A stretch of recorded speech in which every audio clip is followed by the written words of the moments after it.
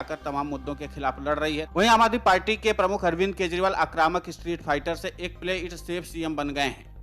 अब वो बामुश्किल से किसी मुद्दे को लेकर के अपनी आवाज उठाते हैं। उन्हें लगातार भ्रष्टाचार के आरोपों का सामना करना पड़ रहा है। वो खुद को एक अहम विपक्ष के रूप में खड़ा कर सकते थे, लेकिन नहीं कर पाए।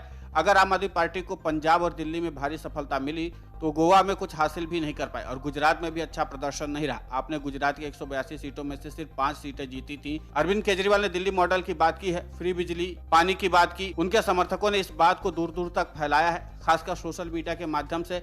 लेकिन बड़ा सवाल है कि क्या ये लोकसभा चुनाव में चुनावी सफलता में तब्दील हो सकता है। भारत जोड़ो यात्रा की सफलता अगर कुछ राज्यों में कांग्रेस के वोट शेयर को मजबूत करने में कारगर साबित होती है तो बड़े विपक्षी दल के रूप में कांग्रेस के लिए महत्वपूर्ण हो सकता है। लगभग सभी बड़े राज्यों में कम वोट शेयर के साथ केजरीवाल के लिए क्षेत्रीय दलों को उनसे हाथ मिलाने के लिए राजी करना असंभव होगा। आगामी चुनावों में भारत जोड़ो यात्रा से कांग्रेस को अगर संजीवनी मिली तो आपके लिए दरवाजे पूरी तरह से बंद भी हो सकते हैं।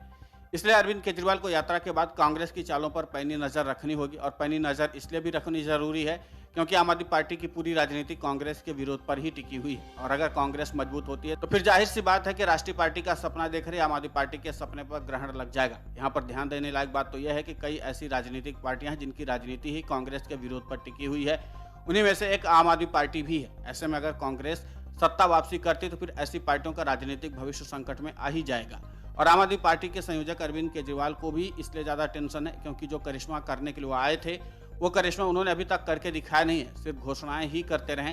ऐसे में जो सर्वे आम आदमी पार्टी के खिलाफ आ रहे हैं उसको अगर ध्यान से देखा जाए तो एक बात साफ हो जाती है कि अगर समय रहते हुए अरविंद केजरीवाल ने अपने राजनीति का पैटर्न नहीं बदला तो फिर समझिए कि उनको न सिर्फ टेंशन बढ़ेगी बल्कि राष्ट्रीय पार्टी के मिशन का पहिया भी रुक जाएगा। यहाँ पर अरविंद केजरीवाल आने वाले समय में खुद को इस भंवर से निकालने के लिए क्या दांव चलते हैं ये देखना दिलचस्प होगा क्योंकि कई राजनीतिक विश्लेषकों का मानना है कि राहुल गांधी की भारत जोड़ो यात्रा का परिणाम अप्रत्याशित होगा और उससे कई क्षेत्रीय पार्टियों को तगड़ा झटका लग सकता है और इस बात की उम्मीदें अब तमाम राजनीतिक दलों के साथ साथ कांग्रेस को भी है क्योंकि भारत जोड़ो यात्रा के जरिए कांग्रेस का वोट शेयर भी बढ़ा है और पार्टी के कार्यकर्ताओं में उत्साह भी आया है और यही कारण है कि अब पार्टी के कार्यकर्ता पूरी सक्रियता के साथ काम करने में लगे हुए और खासकर जिस तरीके से अरविंद केजरीवाल से जनता उम्मीद कर रही थी कि भ्रष्टाचार समेत तमाम मुद्दों पर अरविंद केजरीवाल बड़ी प्रमुखता से लड़ाई लड़ेंगे, लेकिन अब अरविंद केजरीवाल चुपचाप अपना काम करते हुए नजर आते हैं। जनता से जुड़े मुद्दों पर उतनी प्रमुखता से अरविंद केजरीवाल लड़ाई लड़ते हुए नजर नहीं आते जितनी उनसे उम्मीद की जा रही थी।